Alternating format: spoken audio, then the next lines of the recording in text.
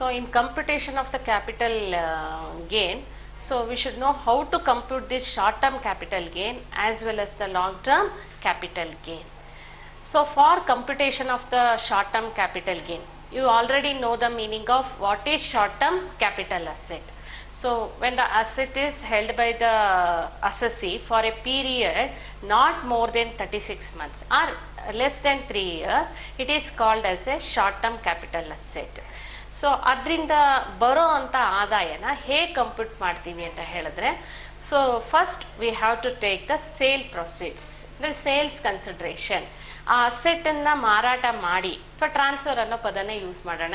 So transfer ಮಾಡಿ ಬರೋ ಅಂಥ ಆದಾಯನ ನಾವಿಲ್ಲಿ ತಗೊಳ್ಬೇಕು. ಫಸ್ಟು ಎಷ್ಟು ಆದಾಯ ಬರುತ್ತೆ, then from that we have to deduct the selling expenses.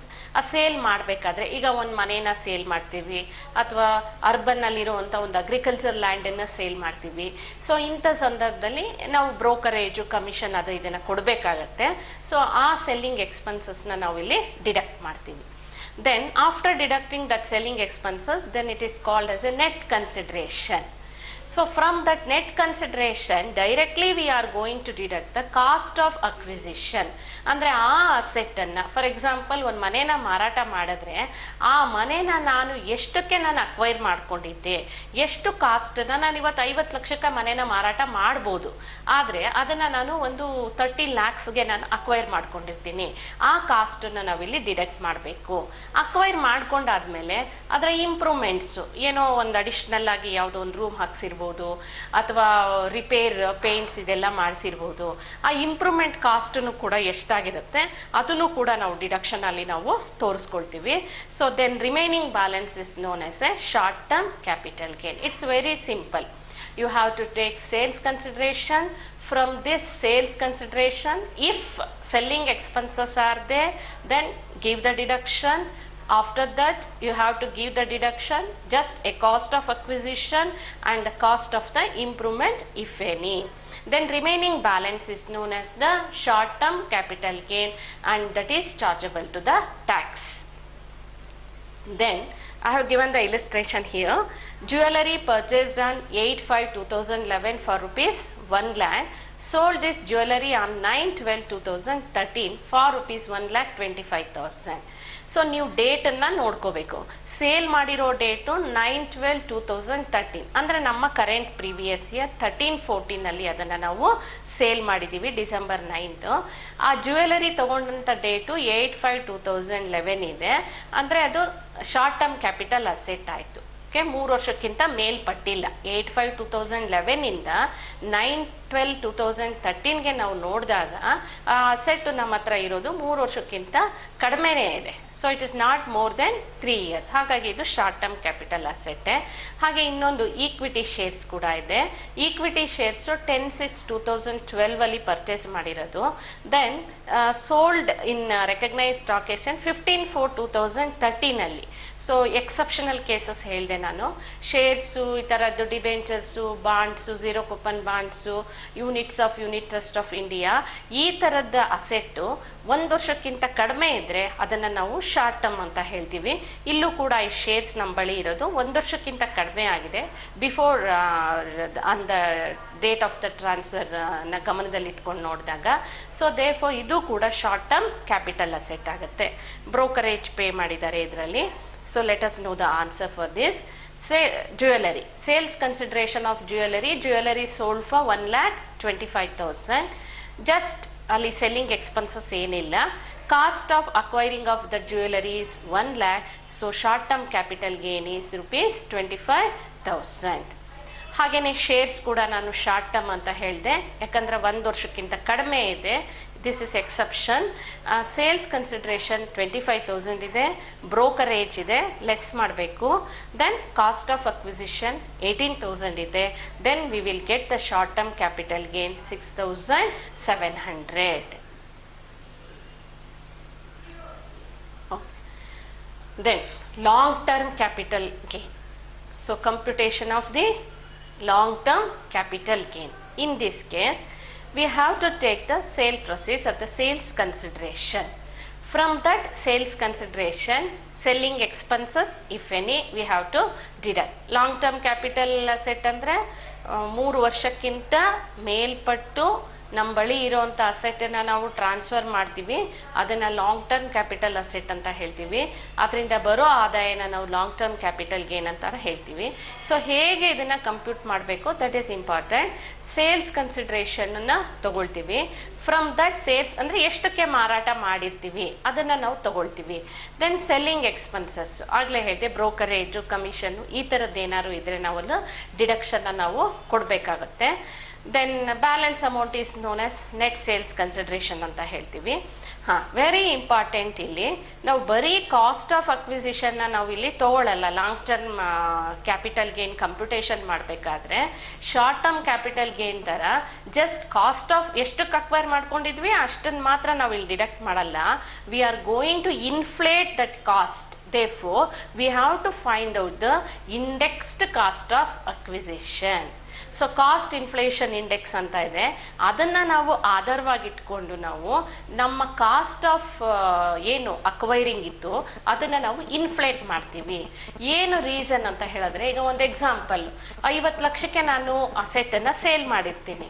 ಒಂದು ಮನೇನ ಮಾರಾಟ ಮಾಡಿರ್ಬೋದು, ಒಂದು 50 ಲ್ಯಾಕ್ಸ್ಗೂ ಒಂದು 70 ಲ್ಯಾಕ್ಸ್ಗೆ ನಾನು ಮಾರಾಟ ಮಾಡಿರ್ಬೋದು ಇವತ್ತು ಈ ಕರೆಂಟ್ ಪ್ರೀವಿಯಸ್ ಇಯರಲ್ಲಿ. ಆದರೆ ನಾನು ಅಸೆಟ್ನ ಕೊಂಡ್ಕೊಂಡಿದ್ದು 1981 ಬಿಫೋರ್ ಆದರೂ ಇರ್ಬೋದು ಅಥವಾ 1981 ಆಫ್ಟರ್ ಯಾವಾಗಲಾದರೂ ಇರ್ಬೋದು. 1990ನಲ್ಲಿ ನಾನು ಅಸೆಟನ್ನು ನಾನು ಪರ್ಚೇಸ್ ಮಾಡಿರ್ಬೋದು. 1990ನಲ್ಲಿ ಇವತ್ತು ನಾನು 70 ಲಕ್ಷಕ್ಕೆ ಮಾರ್ಕೆಟ್ ವ್ಯಾಲ್ಯೂ ಇರ್ಬೋದು ಅದ್ರದ್ದು. ಆದರೆ 1990ನಲ್ಲಿ I may purchase that asset only for the 5 ಲ್ಯಾಕಿಗೆ ನಾನು ಅದನ್ನು ಪರ್ಚೇಸ್ ಮಾಡಿರ್ಬೋದು. ಕೇವಲ 5 ಲಕ್ಷಕ್ಕೆ ನಾನು ಅದನ್ನು ಪರ್ಚೇಸ್ ಮಾಡಿ ಇವತ್ತು ನಾನು ಅದನ್ನು 70 ಲಕ್ಷಕ್ಕೆ ಸೇಲ್ ಮಾಡ್ತಿದ್ದೀನಿ. ಸೊ ಅಲ್ಲಿಗೆ ಡಿಫ್ರೆನ್ಸ್ ಅಮೌಂಟು ನೀವು ಬರೀ ಕಾಸ್ಟ್ ಆಫ್ ಅಕ್ವಿಸಿಷನ್ 5 ಲ್ಯಾಕ್ ತೊಗೊಂಡ್ಬಿಟ್ರೆ ಏನಾಗುತ್ತೆ, 65 lakh chargeable to the tax. ಅಂದರೆ ಅಸೆಸ್ಸಿಗೆ ಅದು ಬರ್ಡನ್ ಆಗುತ್ತೆ. ಆಗಿದ್ದ ವ್ಯಾಲ್ಯೂಗೂ ಈಗಿದ್ದ ವ್ಯಾಲ್ಯೂಗೂ ಲಾಟ್ ಆಫ್ ಚೇಂಜಸ್ ಇರುತ್ತೆ. ಹಾಗಾಗಿ ನಾವು ಅದನ್ನು ಇನ್ಫ್ಲೇಟ್ ಮಾಡಬೇಕು. ಯಾವ ರೀತಿ ಇನ್ಫ್ಲೇಟ್ ಮಾಡಬೇಕು, ಇದಕ್ಕೆ ಕಾಸ್ಟ್ ಇನ್ಫ್ಲೇಷನ್ ಇಂಡೆಕ್ಸ್ ಅಂತ ಇದೆ, ಅದನ್ನು ನಾವು ಆಧಾರವಾಗಿ ಇಟ್ಕೊಂಡು ನಾವು ಅದನ್ನು ರೈಸ್ ಮಾಡ್ತೀವಿ. ಆ ರೈಸ್ ಮಾಡೋದಕ್ಕೆ ಫಾರ್ಮುಲಾನು ಕೂಡ ಇಲ್ಲಿ ನಾವು ಯೂಸ್ ಮಾಡ್ತೀವಿ. ಹಾಗೆ ಇಂಪ್ರೂವ್ಮೆಂಟ್ ಕೂಡ, ಯಾವುದು ನಾನು 1990ನಲ್ಲಿ ತೊಗೊಂಡೋ ಮನೇನ 2000ದಲ್ಲಿ ರಿಪೇರಿ ಮಾಡಿಸಿರ್ಬೋದು. 2001ನಲ್ಲಿ ರಿಪೇರಿನೋ ಇನ್ನೇನೋ ಒಂದು ಅಡಿಷ್ನಲ್ ಆಗಿ ಏನೋ ಕಟ್ಟಿರೋ ಅಂಥದ್ದು, ಕನ್ಸ್ಟ್ರಕ್ಟ್ ಮಾಡಿರೋ ಅಂಥದ್ದು ಏನೋ ಒಂದನ್ನು ನಾವಲ್ಲಿ ಮಾಡಿರ್ತೀವಿ. ಆಗ ಖರ್ಚು ಮಾಡಿರ್ತೀವಿ 2000ಲ್ಲಿ 2001ನಲ್ಲಿ. ಆಗ ಕಡಿಮೆ ಕಾಸ್ಟ್ ಆಗಿರುತ್ತೆ. ಸೊ ಈಗಿನ ಕಾಸ್ಟ್ಗೂ ಆಗಿನ ಕಾಸ್ಟ್ಗೂ ಕೂಡ ವ್ಯತ್ಯಾಸ ಇರುತ್ತೆ. Again we have to inflate the cost of the improvement also. That is the reason behind finding out this index cost of the acquisition. ಇಲ್ಲಿ ಫಾರ್ಮುಲಾನ ನಾವು ಇಲ್ಲಿ ಯೂಸ್ ಮಾಡ್ತೀವಿ ಇಂಡೆಕ್ಸ್ ಕಾಸ್ಟನ್ನು ಕಂಡುಹಿಡಿಯೋಕ್ಕೆ. ಸಪೋಸ್ ನೀವು ಪ್ರಾಪರ್ಟಿನ ಕ್ಯಾಪಿಟಲ್ ಅಸೆಟ್ನ 1 ಏಪ್ರಿಲ್ 1981ಗಿಂತ ಮುಂಚೆ ತೊಗೊಂಡಿದ್ರೆ ಯಾಕಂದರೆ ನಮಗೆ CII ಅಂದರೆ ಕಾಸ್ಟ್ ಇನ್ಫ್ಲೇಷನ್ ಇಂಡೆಕ್ಸ್ ಸಿಗೋದು 81, 82ಇಂದ ನಾವು ಕಾಸ್ಟ್ ಇನ್ಫ್ಲೇಷನ್ ಇಂಡೆಕ್ಸ್ನ ನಾವು ಕನ್ಸಿಡರ್ ಮಾಡ್ತೀವಿ. ಹಾಗಾಗಿ 1981ಗಿಂತ ಮುಂಚೆ ನೀವು ಪರ್ಚೇಸ್ ಮಾಡಿದ್ರೆ 75ಅಲ್ಲಿ ಪರ್ಚೇಸ್ ಮಾಡಿರ್ತೀವಿ. 75ಅಲ್ಲಿ 2 ಲ್ಯಾಕ್ಸ್ ಇರುತ್ತೆ. ಸೊ 81ಅಲ್ಲಿ ಅದರ ಮಾರ್ಕೆಟ್ ವ್ಯಾಲ್ಯೂ 3 ಲ್ಯಾಕ್ ಇರ್ಬೋದು. ಈ ಸಂದರ್ಭದಲ್ಲಿ ನಾವೇನು ಮಾಡ್ತೀವಿ, whichever is higher, either 2 lakh or 3 lakh FME, that is fair market value as on 1st April 1981, whichever is higher. Before ಆಗಿದ್ರೆ ನಾನು ಹೇಳ್ತಿರೋದಿಲ್ಲಿ 1481ಗಿಂತ ಮುಂಚೆ ನೀವು ಆ ಪ್ರಾಪರ್ಟಿನ ಅಸೆಟನ್ನು ಪರ್ಚೇಸ್ ಮಾಡ್ಕೊಂಡಿದ್ದಾದ್ರೆ ದೆನ್ ಆ ವ್ಯಾಲ್ಯೂ ಮತ್ತು fair market value as on 1st April 1981 ಪ್ರಾಬ್ಲಮಲ್ಲಿ ಅದನ್ನು ಕೊಟ್ಟಿರ್ತಾರೆ. ಎರಡನ್ನೂ ಕಂಪೇರ್ ಮಾಡಿಬಿಟ್ಟು ವಿಚ್ ಎವರ್ ಈಸ್ ಹೈಯರ್, ಯಾವುದು ಜಾಸ್ತಿ ಇದೆ ಅದನ್ನು ನಾವು ಕಾಸ್ಟ್ ಆಫ್ ಅಕ್ವಿಸಿಷನ್ ಅಂತ ಅಲ್ಲಿ ತಗೊಳ್ತೀವಿ. ಆ ವ್ಯಾಲ್ಯೂಗೆ ನಾವು ಇಂಡೆಕ್ಸನ್ನು ನಾವು ಕಂಡುಹಿಡಿತೀವಿ. ಸೊ ಫಾರ್ಮುಲಾ ಇಲ್ಲಿ acquisition cost or fair market value on 1/4/1981 whichever is higher. ಮುಂಚೆ ಆಗಿದ್ರೆ ಓಕೆ, ಯಾವುದು ಇರುತ್ತೆ ಅದನ್ನು ಜಾಸ್ತಿ ಇರುತ್ತೆ ಅದನ್ನು ತಗೊಳ್ತೀವಿ. Multiplied by current year index and that should B divided by the index of the acquisition year. Current year index ಯಾವಾಗಲೂ ಅದು ನ್ಯೂಮರೇಟ್ರಲ್ಲಿ ಆ್ಯಸ್ ಇಟ್ ಈಸ್ ಇರುತ್ತೆ. ನಿಮ್ಮ ಈಗಿನ ಕರೆಂಟ್ ಇಯರ್ ಇಂಡೆಕ್ಸ್ ಈಗ 939 ಇದೆ, divided by so cost of acquisition of the ಈ inflation when we acquired that property. ಯಾವ ವರ್ಷ ನಾವು ಅದನ್ನು ತೊಗೊಂಡಿರ್ತೀವಿ, ಈಗ 88, 89 ತೊಗೊಂಡಿದ್ರೆ ಅದರ ಇಂಡೆಕ್ಸನ್ನು ನಾವಲ್ಲಿ ಹಾಕೋಬೇಕಾಗತ್ತೆ. So then if the property is acquired after 1/4/1981, after 1/4/1981 ಆದರೆ ಇಲ್ಲಿ ಫೇರ್ ಮಾರ್ಕೆಟ್ ವ್ಯಾಲ್ಯೂ ಪ್ರಶ್ನೆನೇ ಬರೋದಿಲ್ಲ. So just acquisition cost multiplied by the current year index divided by the index of the acquisition period. So ಈ formula ನಿಮಗೆ ಚೆನ್ನಾಗಿ ಗೊತ್ತಿರಬೇಕು, ಇಲ್ಲ ಅಂತ ಹೇಳಿದ್ರೆ we are unable to find out the index cost of the acquisition. Then ಹಾಗೇನೆ index cost of improvement ಕೂಡ we have to find out. Any improvement made to our capital asset after purchase. So here formula is cost of improvement multiplied by the current year index divided by the index when that improvement has been taken place. ಯಾವ ವರ್ಷ ನಾವು ಇಂಪ್ರೂವ್ಮೆಂಟ್ನ ಮಾಡಿರ್ತೀವಿ, ಈಗ 2003-04 ಅಲ್ಲಿ improvement ಮಾಡಿದ್ರೆ ಆ 2003-04 ಇನ್ಫ್ಲೇಷನನ್ನು ನಾವಲ್ಲಿ ತಗೋಬೇಕು. ನ್ಯೂಮರೇಟರ್ ಇಂಡೆಕ್ಸ್ ಮಾತ್ರ ಹಾಗೆ ಇರುತ್ತೆ, ನಿಮಗೆ 939 ನಿಮ್ಮ ಕರೆಂಟ್ ಇಯರ್ ಇಂಡೆಕ್ಸ್ ಹಾಗೇನೆ ಇರುತ್ತದೆ. Okay, then cost inflation index. ಈ ಕಾಸ್ಟ್ ಇನ್ಫ್ಲೇಷನ್ ಇಂಡೆಕ್ಸ್ ಟೇಬಲ್ಲು ಇಲ್ಲಿ just I am going to show this from 1st April 1981-82 financial year, 81-82 financial year ಇಂದನೂ ಕಾಸ್ಟ್ ಇನ್ಫ್ಲೇಷನ್ ಇಂಡೆಕ್ಸ್ ಟೇಬಲ್ ಇಲ್ಲಿದೆ. ಆದರೆ ನಿಮಗೆ ಎಕ್ಸಾಮಲ್ಲೆಲ್ಲ ಇದನ್ನು ಪ್ರಾಬ್ಲಮಲ್ಲೇ ಕೊಟ್ಟಿರ್ತಾರೆ, ಅದನ್ನು ತಗೊಂಡು ನಾವು ಮಾಡಬೇಕು. ಇದನ್ನೇನು ನಾವು ಬಾಹಟ್ ಮಾಡಿ ಅಥವಾ ಜ್ಞಾಪಕದಲ್ಲಿ ಇಟ್ಕೋಬೇಕಾ ಅನ್ನೋ ಪ್ರಶ್ನೆ ಏನು ಬೇಡ. ಪರೀಕ್ಷೆಯಲ್ಲಿ ಇದನ್ನು ಅಲ್ಲೇ ಕೊಟ್ಟಿರ್ತಾರೆ, ನಿಮಗೆ ಎಕ್ಸಾಮಲ್ಲೇ ಕೊಟ್ಟಿರ್ತಾರೆ, ಪ್ರಾಬ್ಲಮಲ್ಲೇ ಕೊಟ್ಟಿರ್ತಾರೆ. Okay, then capital gains. ಈಗ long term short term capital gain compute ಮಾಡೋದು. ಲಾಂಗ್ ಟರ್ಮ್ ಕ್ಯಾಪಿಟಲ್ ಗೇನ್ಗೆ ಯಾವ್ಯಾವ ಸ್ಟೆಪ್ಪನ್ನು ನಾವು ಫಾಲೋ ಮಾಡಬೇಕನ್ನೋದು ಗೊತ್ತಾಯಿತು. ಶಾರ್ಟ್ ಟರ್ಮ್ ಕ್ಯಾಪಿಟಲ್ ಗೇನ್ ಆದರೆ I will repeat once again, sales consideration less selling expenses less cost of acquisition less cost of improvement. But in case of long term capital gain, sales consideration less selling expenses, then indexed cost of acquisition, I have to apply formula, then indexed cost of improvement. So then balance is known as the long term capital gain. That procedure we have to follow. Then when we come to the exemption, ಈ long term capital gain ಬರುತ್ತೆ, ನಮಗೆ ಎಷ್ಟೋ ಲಕ್ಷಾಂತರ ಬರ್ಬೋದು. So ಇದಕ್ಕೆ tax ಕಟ್ಟಬೇಕು. ಇಲ್ಲ ಅಂತ ಹೇಳಿದ್ರೆ we can claim the exemption. ಆ ಬರೋ ಅಂಥ ಲಾಂಗ್ ಟರ್ಮ್ ಕ್ಯಾಪಿಟಲ್ ಗೇನಲ್ಲಿ ನಾವು ಎಕ್ಸಂಪ್ಷನನ್ನು ಕ್ಲೈಮ್ ಮಾಡ್ಬೋದು. ಆಗ ನಮಗೆ ಟ್ಯಾಕ್ಸ್ ಲಯಬಿಲಿಟಿ ಏನಾಗುತ್ತೆ, ಅದ್ರ ಮೇಲೆ ಕಡಿಮೆ ಆಗುತ್ತೆ. ಯಾವ್ಯಾವ ಸಂದರ್ಭದಲ್ಲಿ ಯಾವ್ಯಾವ ಸೆಕ್ಷನಲ್ಲಿ we can claim the exemption ಅನ್ನೋದನ್ನು ಈಗ ನಾನು ಹೇಳ್ತೀನಿ. ಸೊ ಇಲ್ಲಿ ನಾವು ಕಲಿಬೇಕಾದಂಥ important sections section 54, section 54B, section 54D, section 54EC and section 54F. ಇಷ್ಟು ಸೆಕ್ಷನನ್ನು ನೀವು ಇಲ್ಲಿ ತಿಳ್ಕೋಬೇಕು. So first let us go to the section 54. 54 ಏನು ಹೇಳುತ್ತೆ ನೋಡೋಣ. ಯಾವ ಥರ ಎಕ್ಸಂಪ್ಷನನ್ನು ನಾವು ಕ್ಲೈಮ್ ಮಾಡ್ಬೋದು. How we can claim the exemption under section 54. So 54 says capital gains arising out of transfer of long-term residential property. Capital gains arising out of long-term capital gains arising out of transfer of long-term residential property. Long-term, more than 3 years under section 54. See, any capital gain arising out of transfer of residential house is exempt from tax subject to the fulfillment of certain condition. Section 54 ಅಲ್ಲಿ ನೀವು ಎಕ್ಸಂಪ್ಷನ್ನ claim ಮಾಡಬೇಕು ಅಂತ ಹೇಳಿದ್ರೆ certain condition should be fulfilled. ಯಾವುದಕ್ಕೆ? House ಪ್ರಾಪರ್ಟಿಗೆ, residential house property ಅದನ್ನು, and ಇನ್ನೊಂದು long term ಆಗಿರಬೇಕು. First condition is the house property is owned by an individual or a Hindu undivided family. ಯಾವ ವ್ಯಕ್ತಿ ಮಾರಾಟ ಮಾಡ್ತಿದ್ದಾನೆ ಆ ವ್ಯಕ್ತಿಗೆ ಅದು ಸಂಬಂಧಪಟ್ಟಿದ್ದಾಗಿರ್ಬೋದು, ಇಂಡಿವಿಜುವಲ್ಗಾಗಿರ್ಬೋದು ಅಥವಾ ಹಿಂದೂ ಅನ್ಡಿವೈಡೆಡ್ ಫ್ಯಾಮಿಲಿದಾಗಿರ್ಬೋದು ಆ ಪ್ರಾಪರ್ಟಿ. ಅಂದರೆ ಕಂಪನಿದು, ಫರ್ಮ್ದು ಈ ಥರದ್ದಾಗಿರಬಾರ್ದು ಅಂತ ಇಲ್ಲ ಅಷ್ಟೇ. The house property used for ಏನು ಪರ್ಪಸ್ಗೆ? ರೆಸಿಡೆನ್ಷಿಯಲ್ ಪರ್ಪಸ್ಗೆ ಯೂಸ್ ಮಾಡಬೇಕು. House property should be owned by an individual and it should used for the residential purpose and that should be chargeable to tax under the head income from house property. Income from house property ಆ ಆದಾಯದ ಮಿತಿಗೆ ಅದು ಒಳಪಟ್ಟಿರಬೇಕು. Then such property being a long term capital asset. ಆಗಲೇ ಹೇಳಿದೆ exemption claim ಮಾಡಬೇಕು ಅಂತ ಹೇಳಿದ್ರೆ ಕಂಡೀಷನ್ನೇ ಲಾಂಗ್ ಟರ್ಮ್ ಕ್ಯಾಪಿಟಲ್ ಅಸೆಟ್ ಆಗಿರಬೇಕು.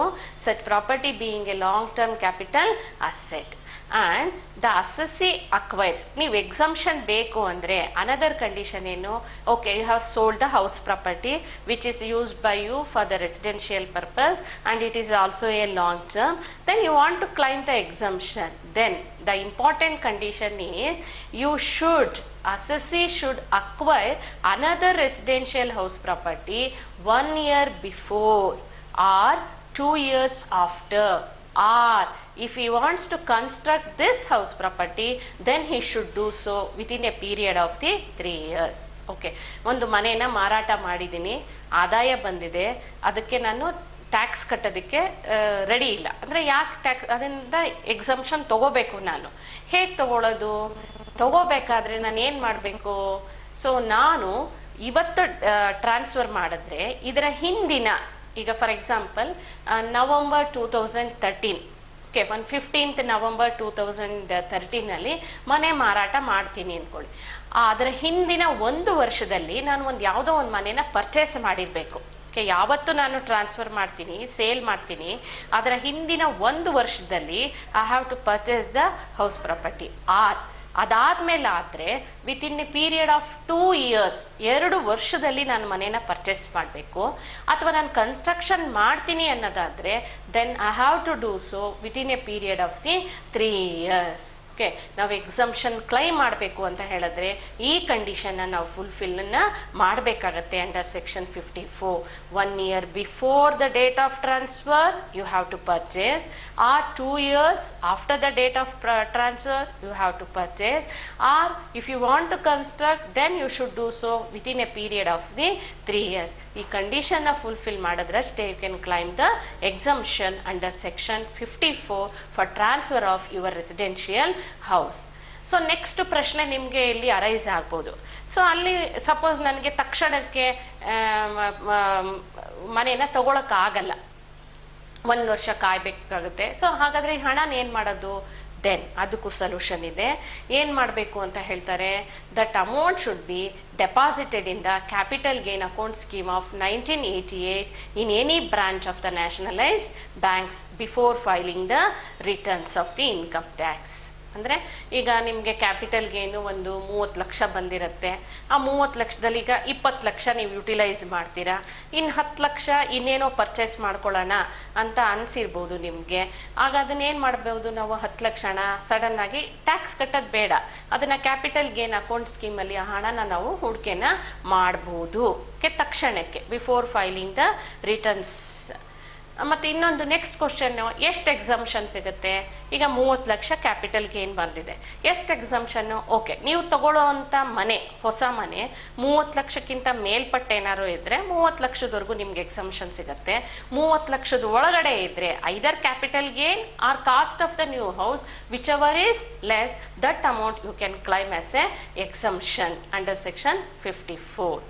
ಸೊ ತಕ್ಷಣಕ್ಕೆ ಆಗಲಿಲ್ಲ ಅಂತ ಹೇಳಿದ್ರೆ ಎಲ್ಲಿ ಡೆಪಾಸಿಟ್ ಮಾಡ್ಬೇಕು ನಾವು ಅದನ್ನು? Capital gain account scheme of 1988 in any branch of the nationalised bank before filing the returns.